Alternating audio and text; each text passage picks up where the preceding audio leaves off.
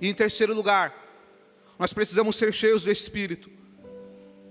Porque quando nós somos cheios do Espírito, acontece uma verdadeira transformação em nossas vidas. O Espírito de Deus, ele transforma o homem de verdade. Nós sabemos, amados, e as pessoas costumam dizer que ninguém consegue mudar a ninguém, e é verdade. Você pode casar com a pessoa, você pode conviver com ela, mas o caráter você não consegue mudar da pessoa. Ninguém consegue mudar a ninguém, mas o Espírito de Deus consegue. E é por isso, irmãos, que Paulo vai dizer no texto que nós lemos lá no começo, e ele disse para não se embriagar do vinho, mas ele disse para se encher do Espírito. Preste muita atenção no contraste que ele fez, preste atenção.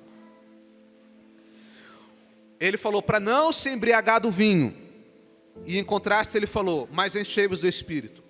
Eu te pergunto, uma pessoa que está embriagada, qual é a característica dela? Uma das características é que alguém que está embriagado, ele perde o controle das suas ações. Uma pessoa quando está embriagada, ela age de uma forma diferente que ela agiria se ela estivesse sã. Por quê? Porque quando alguém está embriagado do vinho, ele está sob o controle do vinho, ou melhor, da bebida alcoólica. Quando alguém está embriagado, ele fica sob o controle da bebida, ele perde o controle.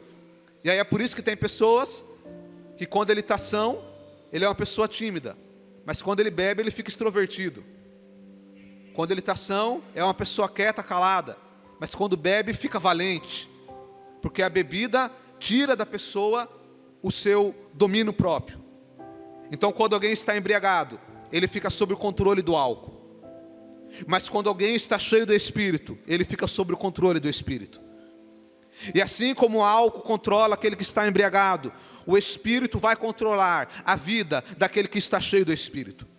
Quando você está cheio do Espírito, você vai se ver falando coisas para alguém, coisas boas, que depois você vai dizer, mas como que eu disse isso? Quando eu vi eu já tinha falado. É o Espírito que tomou os seus lábios. Quando você está cheio do Espírito, você começa a perceber que hábitos que antes você tinha, agora você começa a não ter mais. Quando você está cheio do Espírito, você começa a perceber que coisas que antes lhe interessavam, agora já começam a não lhe interessar mais. Os seus interesses começam a mudar, os seus hábitos começam a mudar, as suas ações começam a mudar. Porque quanto mais eu me encho do Espírito, mais eu me esvazio de mim mesmo.